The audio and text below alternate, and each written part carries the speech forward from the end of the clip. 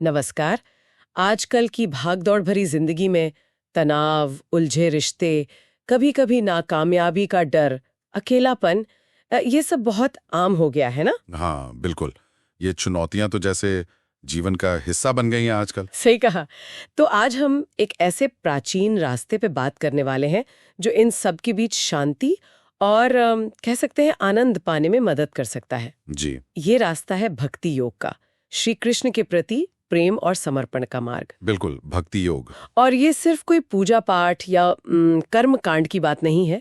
ये उससे कहीं गहरा है, अपने दिल को ईश्वर से जोड़ने का एक आंतरिक अनुभव। हाँ, बिल्कुल सही कहा आपने। ये एक गहरा कनेक्शन है। तो आज हम यही समझने की कोशिश करेंगे कि कैसे ये भक्ति का मार्ग, जैसा हमें शास्त्रों से प्रेरणा मिलती है, हमारे दुखों को प्रेम में और मुश्किलों को अवसरों में बदल सकता है। जी, बिल्कुल। चलिए इस पर बात करते हैं। तो शुरू कहाँ से करें? भक्ति योग का मतलब असल सार क्या है? देखिए, भक्ति योग का जो मूल तत्व है, वो है श्री कृष्ण के प्रति पूर्ण समर्पण हाँ। और बिना शर्त वाला प्रेम। शास्त्रों में जैसे गीता में भगवान खुद कहते हैं, मन मना भव मद भक्तो मद्याजी मां नमस्कुरु। हाँ, सुना है ये। इसका सीधा सा अर्थ है, अपना मन मुझ में लगाओ, मेरे भक्त बनो, मेरी पूजा करो और मुझे नमन करो। अच्छा। पर यह सिर्फ मंदिर जाकर पूजा करने तक सीमित नहीं है। इसका मतलब है अपने हर विचार को, हर काम को, हर भावना को प्रभु को समर्पित करना। ये एक तरह का आह्वान है। सुनने में तो ये बहुत शक्तिशाली लगता है, पर इसे रोजमर्रा की जिंदगी में कैसे उतारें, खासकर आज की दुनिया में जहां इतना स्ट्रेस है, इतनी भागदौड़ है। सही सवाल है। और यही भक्ति योग की सुंदरता और उसकी प्रैक्टिकलिटी मतलब व्यावहारिकता दिखती है। हाँ, कैसे? जैसे तनाव की बात आपने की, शास्त्र हमें आश्वासन देते हैं, मामेकम शरणम गजा, यानी मेरी शरण में आओ। व्यवहार में इसका मतलब है अपनी चिंताओं और बोझ को प्रभु पर छोड़ देना। मान लीजिए कोई व्यक्ति ऑफिस के प्रेशर से बहुत परेशान है। जी। अगर वो बस रोज सुबह कुछ मिनट निकालकर शांति से बैठकर हरे कृष्ण हरे राम मंत्र जपे, या फिर अपने काम को सिर्फ नौकरी ना समझकर ये सोचे कि ये मैं प्रभु की सेवा के लिए कर रहा हूँ। अच्छा, सेवा भाव से। हाँ, सेवा भाव से। तो धीरे धीरे उसका नजरिया बदलता है, उसका फोकस चिंता से हटकर कर्म पर आता है। मैंने देखा है लोगों को, वो बताते हैं कि कैसे उनका तनाव कम हुआ, मन में शांति आई। ये तो बहुत दिलचस्प है। मतलब सिर्फ नजरिया बदलने से इतना फर्क पड़ सकता है? बिल्कुल, भक्ति व नजरिया बदलने में मदद करती है। अच्छा, ये तो तनाव की बात हुई, लेकिन आजकल अकेलापन, लोनलीनेस, ये भी एक बड़ी समस्या है। बहुत लोग महसूस करते हैं जैसे कोई है ही नहीं साथ में। हाँ, ये भी बहुत बढ़ रहा है। और अकेलेपन के लिए तो भक्ति, आप समझिए, एक अद्भुत उपाय है। वो कैसे? जब कोई व्यक्ति सच्चे मन से कृष्ण भजन गाता है या मंत्र जपता है, तो उसे अंदर से एक जुड़ाव महसूस होता है। उसे लगता है कि कृष्ण सिर्फ कहीं दूर बैठे भगवान नहीं, बल्कि उसके सबसे करीबी दोस्त हैं, हमेशा साथ। ये एक आंतरिक साथी मिल जाने जैसा है। अच्छा, एक पर्सनल कनेक्शन बन जाता है। हाँ, बिल्कुल। सोचिए, कोई युवा है, घर से दूर है, अकेला महसूस कर रहा है।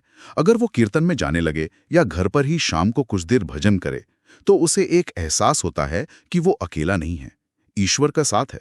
सही बात है। ये अकेलेपन को भरने का एक तरीका हो सकता है। जी। और रिश्तों की बात करें, रिश्तों में आजकल बहुत उलझनें होती हैं, या फिर असफलता का डर, फेलियर का डर, इनसे कैसे निपटें भक्ति के सहारे? हाँ, ये भी जीवन की बड़ी चुनौतियां हैं। देखिए, भक्ति योग रिश्तों में प्रेम को एक नई दृष्टि देता है। क्या दृष्टि? निस्वार्थ सेवा, अपेक्षाओं से मुक्ति। जब हम अपने रिश्तों को, चाहे वो परिवार के साथ हों, दोस्तों के साथ, प्रभु को समर्पित करते हुए निभाते हैं, मतलब हम देने पर फोकस करते हैं, सेवा भाव रखते हैं, बिना कुछ वापस उम्मीद किए। हाँ, काफी हद तक, तो टकराव अपने आप कम होते हैं और रिश्ते ज्यादा गहरे और मजबूत बनते हैं। प्रेम का असली रूप जो सेवा में है, वो सामने आता है। ये तो रिश्तों को संभालने का एक बिल्कुल अलग नजरिया है। जी। और जहां तक असफलता के डर की बात है, हाँ, उसका क्या? भक्ति हमें सिखाती है कि नतीजा तो ईश्वर के हाथ में है। हमारा काम है अपना कर्म, अपना प्रयास पूरी निष्ठा और समर्पण से करना। मतलब कर्म पर फोकस, फल पर नहीं। बिल्कुल।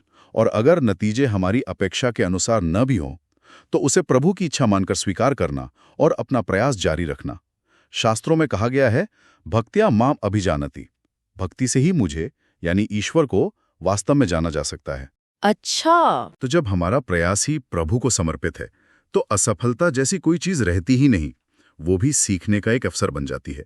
और सफलता जब वो इस भाव से मिलती है तो उसमें अहंकार नहीं होता, बल्कि एक कृतज्ञता होती है। वाह, तो इसका मतलब तो ये हुआ कि भक्ति योग जीवन को एक मकसद भी देता है, एक पर्पस। हाँ, निश्चित रूप से। बिल्कुल। जब जीवन का केंद्र ईश्वर का प्रेम और उनकी सेवा बन जाता है तो हर काम सार्थक लगने लगता है। छोटे छोटे काम भी। हाँ, छोटे छोटे काम भी, चाहे मंदिर में झाड़ू लगाना हो या किसी परेशान इंसान की मदद करना हो या फिर ये ज्ञान दूसरों के साथ बांटना हो, हर काम में एक गहरा संतोष मिलता है, एक उद्देश्य मिलता है। जीवन सिर्फ मेरे लिए क्या है से ऊपर उठकर मैं ईश्वर के लिए, दूसरों के लिए क्या कर सकता हूं बन जाता है। ये सब सुन के बहुत प्रेरणा मिल रही है। अगर कोई आज से ही इसे अपनाना चाहे तो शुरुआत कैसे करे? कुछ बिल्कुल आसान से तरीके। हाँ, बिल्कुल। शुरुआत बहुत ही सरल हो सकती है, कोई मुश्किल चीज नहीं है।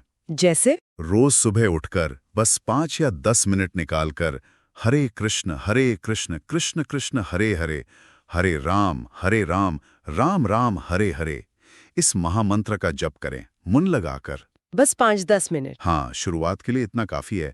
और अपने दिन भर के काम, चाहे वो ऑफिस का काम हो, घर की जिम्मेदारियां और पढ़ाई, ये सोचकर करें कि ये आप प्रभु की प्रसन्नता के लिए कर रहे हैं, एक सेवा के रूप में। अच्छा, काम को ही पूजा बना लें। हाँ, एक तरह से कर्मयोग और भक्ति योग का संगम।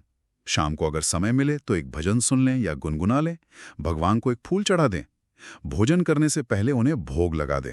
ये बहुत छोटी छोटी क्रियाएं हैं, लेकिन ये दिल में भक्ति का बीज बो सकती हैं। मतलब छोटे कदमों से भी बड़ा बदलाव आ सकता है। बिल्कुल आ सकता है। भक्ति धीरे धीरे जीवन में उतरती है और फिर सब कुछ बदल देती है। तो हमने आज समझा कि भक्ति योग सिर्फ कोई धार्मिक क्रिया या कर्मकांड नहीं है, बल्कि ये तो जीवन जीने की एक कला है, एक नजरिया है। सही कहा। ये श्री कृष्ण के प्रेम का मार्ग है जो तनाव को शांति में बदल सकता है, अकेलेपन को एक सार्थक साथ में, और यहाँ तक कि असफलता को भी आध्यात्मिक उन्नति के अवसर में। ये तो अपने दिल को प्रभु के चरणों में रखकर जीवन को एक उत्सव की तरह जीने का निमंत्रण है। बिल्कुल, जीवन एक उत्सव बन सकता है। तो जाते जाते हम अपने सुनने वालों के लिए एक विचार छोड़ जाते हैं। जी। जरा सोचिए, क्या हो अगर जीवन की असली ताकत चुनौतियों से सीधे लड़ने में नहीं, बल्कि उन्हें ईश्वर पर भरोसे और भक्ति के सहारे पार करने में मिले। अगर हम अपने हर रोज के छोटे बड़े काम को प्रभु की सेवा मान लें, तो हमारे काम करने के तरीके और उसके नतीजों के प्रति हमारा नजरिया कैसे बदल सकता है? बहुत गहरा सवाल है ये सोचने के लिए। तो इस पर जरूर सोचिएगा। और अगर आपको हमारी ये चर्चा उपयोगी और ज्ञानवर्धक लगी हो तो कृपया इस वीडियो को लाइक करें और हमारे चैनल को सब्सक्राइब करना न भूलें। जी हाँ, ताकि हम ऐसी और भी गहरी बातें आप तक पहुंचाते रहें। श्री कृष्ण की कृपा आप सब पर हमेशा बनी रहे। नमस्कार। नमस्कार। हरे कृष्ण।